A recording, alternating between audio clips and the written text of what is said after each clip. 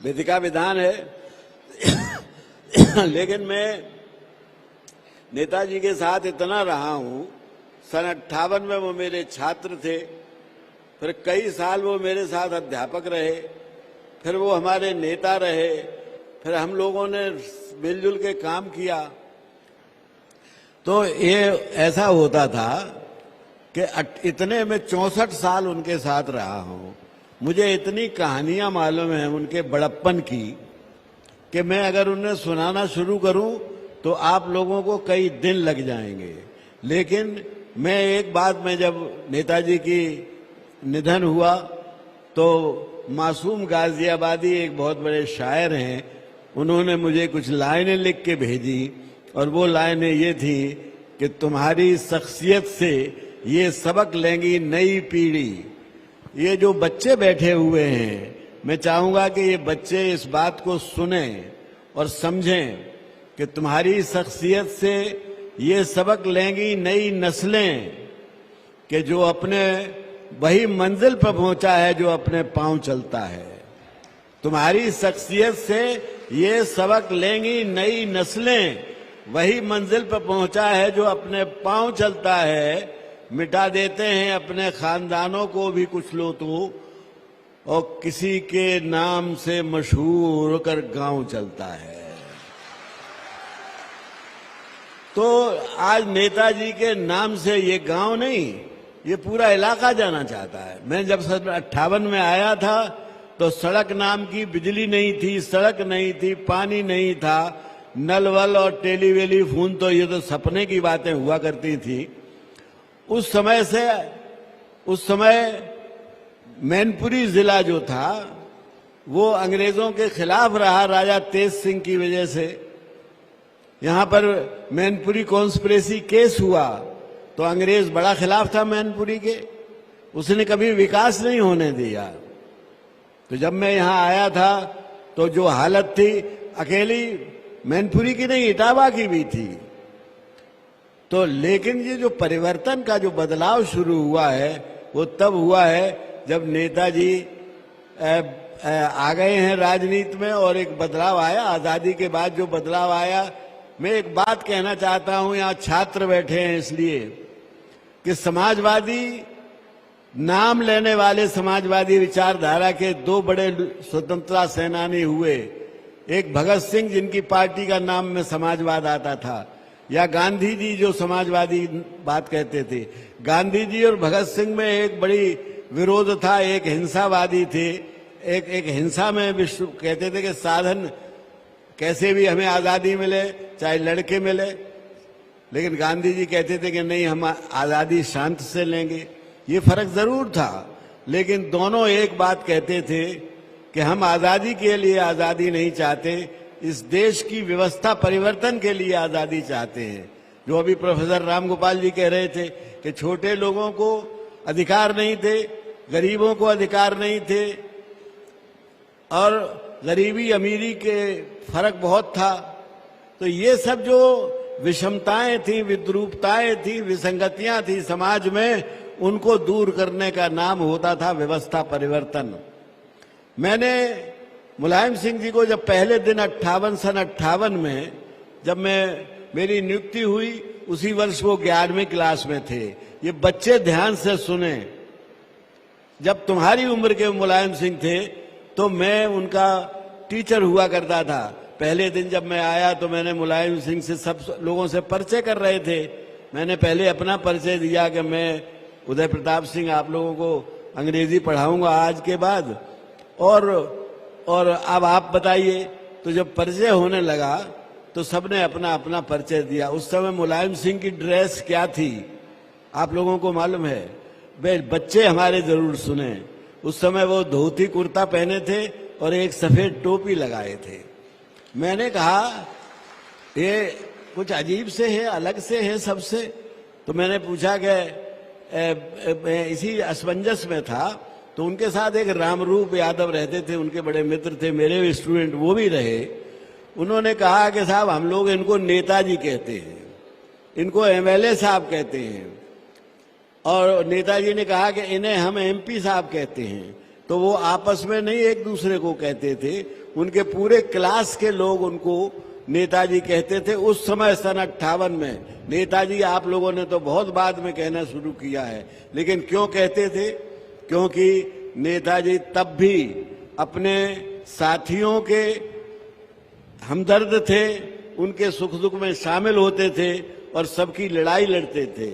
आपको पता है, अब मैं यहाँ पे आपके आगे यहाँ बात करूं तो ये नानी के आगे ननिहाल की बातें हैं, लेकिन मैं बच्चों को बताना चाहता हूं कि उन्होंने किसी दलित बच्चे के यहाँ खाना खा लिया तो पूरे परिवार को बहिष्कृत कर दिया गया, लेकिन इस परिवार ने परवाह नहीं की और वो लड़ाई तब से शुरू हुई। उसके बाद बकेवर कांड हुआ। बकेवर कांड भी दलितों के लिए मुलायम सिंह जी ने एक इतना बड़ा आंदोलन किया था, जिसमें वो जेल गए और जिसमें सजा भुगती। बाद में ऐसे ही मामलों को लेकर, मैं अभी प्रोफेसर साहब से कल बात कर रहा था, उन्हें 2014 मई 28 को लंदन में एक पुरस्कार दिया गया, अवार्ड, एक उपाधि थी और उसका नाम है इंटरनेशनल जूरिस्ट, अंतर्राष्ट्रीय न्यायिक। क्या न्याय किया उन्होंने? उन्होंने समाज के न्याय की लड़ाई लड़ी, इसलिए उन्हें एक अंतर्राष्ट्रीय पुरस्कार मिला, जिसे ये बच्चे तो क्या जानते होंगे, हम में से बहुतों को नहीं पता है। मैंने भी कब पढ़ा, मैंने एक दिन ऐसे ही अखबार पढ़ रहा था तो उसमें एक था जूरिस्ट, तो मैंने देखा किस किस को मिला, तो उसमें मुलायम सिंह यादव को भी मिला और वो मिला 28 मई 2014 को। तो ये जो इतना बड़ा काम हुआ, मैं उनके साथ गया तमिलनाडु में। करुणानिधि वहां के मुख्यमंत्री थे। मुलायम सिंह जी और हम जैसे ही उनके कमरे में घुसे, वैदिक जी और साथ थे, डॉक्टर वेद प्रताप वैदिक। तो करुणानिधि जी ने, वहां के मुख्यमंत्री ने कहा, आप लोग हम पर हिंदी थोपने आए हैं? नेताजी ने कहा कि नहीं नहीं, हम हिंदी थोपने नहीं आए, आपके ऊपर तमिल थोपने आए हैं। और उसके बाद एक सभा हुई और उस सभा में तमिल में लिखा हुआ था, नेता अंग्रेजी में लिखा था मुलायम सिंह वेलकम। तो नेताजी ने वो पर्चा फाड़ दिया और कहा कि ये मेरी बेइज्जती है कि अंग्रेजी में मेरा नाम लिखा है, तमिल में, यहाँ पर लिखा होना चाहिए, तमिल में होना चाहिए था, तमिलनाडु में तमिल में होना चाहिए था कि मुलायम सिंह जिंदाबाद, तब मैं समझता। इस बात से इतने प्रभावित हुए वहां के साहित्यकार, वहां के तमिल बोलने वाले, कि उन्होंने इनका एक अभिनंदन किया। उस अभिनंदन सभा में मैं रहा। तो एकमात्र नेता हिंदुस्तान का है, मैंने उनके साथ बहुत दिनों हिंदी के लिए काम किया है, तो एकमात्र नेता है जो तमिलनाडु से हिंदी की वकालत करके बिना पत्थर खाए या डंडा खाए लौटा हो। चंद्रशेखर बड़े नेता थे, वो गए तो उन पर उन्होंने हिंदी की बात की, तो उन पर भी ऐसे ही हुआ। जब यहाँ तक राजा जो राजगोपालाचार्य जी के साथ हुआ, तो ये उनका बड़प्पन था। नेताजी ने एक इंदौर में मुख्यमंत्रियों की सभा की, हिंदी बेल्ट के मुख्यमंत्री। उस सभा में जब नेताजी जाने लगे तो जो कुछ लड़के थे उनको भड़का दिया था, कहा ये तो हिंदुओं के विरोधी हैं। तो नेताजी की कार पलटने की कोशिश की कुछ लड़कों ने, तो नेताजी ने कार से उतर के कहा कि मेरा भाषण सुन लेना, उसके बाद तुम कहोगे तो हम तुमको कार पलटने की इजाजत दे देंगे। और उसके बाद उनका भाषण हुआ। उस भाषण में उन्होंने जो कहा वो ये कहा कि जिस मुल्क के अंदर, जिसके संविधान में ये लिखा हो कि हम सबको आर्थिक न्याय देंगे, बिना अंग्रेजी को बिना हिंदी को रोजगार से जोड़े बगैर, अंग्रेजी के चलते किसी मातृभाषा में न इम्तिहान होता है न कोई रोजगार मिलता है, अकेले अंग्रेजी वालों को मिलता है। अगर 12% लोगों को जो अंग्रेजी जानते हैं उन्हें नौकरी मिलेगी तो ये आर्थिक न्याय नहीं होगा। और उसके बाद वो लोग जो उनकी कार पलटने आए थे, उन लोगों ने मुलायम सिंह को का अभिनंदन किया और ये कहा मैं उनके साथ था। मैं ऐसी 50 किस्से सुना सकता हूं आपको। मुलायम सिंह वो महान व्यक्ति थे कि उन्होंने, ये हमारे जो राष्ट्रपति कलाम साहब थे, ये उनके जब सलाहकार थे तो उनसे कहा कि आप हिंदी में हस्ताक्षर करना सीखिए। और जब वो आए थे यहाँ सैफई, तो उन्होंने सैफई में आके कहा था, ये आके इसी भी आप लोगों के सामने कहा था कि मुलायम सिंह ने मुझे हिंदी लिखने की प्रेरणा दी, हिंदी सीखने की प्रेरणा दी। तो अगर उनके ये काम गिने जाएं, उन्होंने दलितों को सम्मान दिलाया, हम लोगों को सबको सम्मान दिलाया। मैं तो राजनीतिक व्यक्ति था नहीं, मैं तो कविता लिखता था। नेताजी ने एक दिन मुझसे कहा कि आप यहाँ बहुत पॉपुलर हैं, आपको हम चाहते हैं कि आप लोकसभा का चुनाव लड़ जाएं। अब मुझे उन्होंने चुनाव लड़वाया, मैं 2 बार लोकसभा में रहा, फिर उन्होंने मुझे राज्यसभा में भेजा और उन्हीं की बदौलत शायद मेरा बैकवर्ड कमीशन में भी रहा।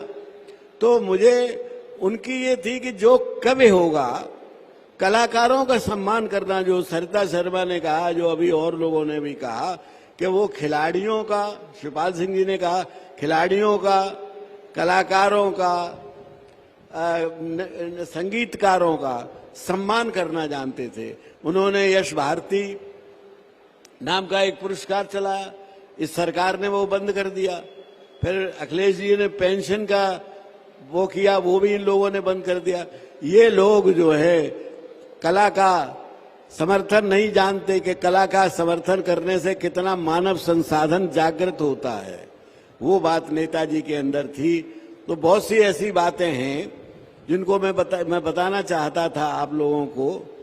तो मैं ये कहना चाहता हूं बच्चों से कि एक गांव के छोटे से परिवार में पैदा होकर इतने ऊंचे महान पद पर पहुंचकर ऐसे बड़े बड़े काम करने का काम, कहीं ऐसी शख्सियत सदियों में कोई एक आध पैदा होती है और आपको फख्र करना चाहिए कि वो शख्सियत इस गांव की और सैफई की थी।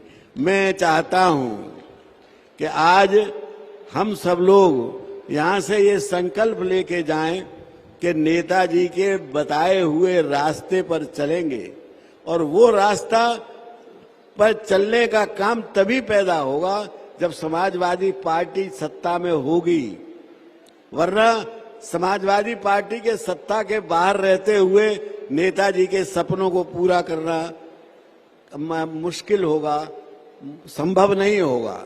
इसलिए आज हम एक यहाँ संकल्प लें कि अब मैं ज्यादा इसलिए नहीं बोलना चाहता कि हम आजकल जंग की लड़ाई के मैदान में हैं और यहाँ समय बर्बाद करने से अच्छा है, थोड़ी देर की ज्यादा बोलने से अच्छा है कि हम जाएं और अपना काम करें और यहाँ पर सब जगह प्रचार करें।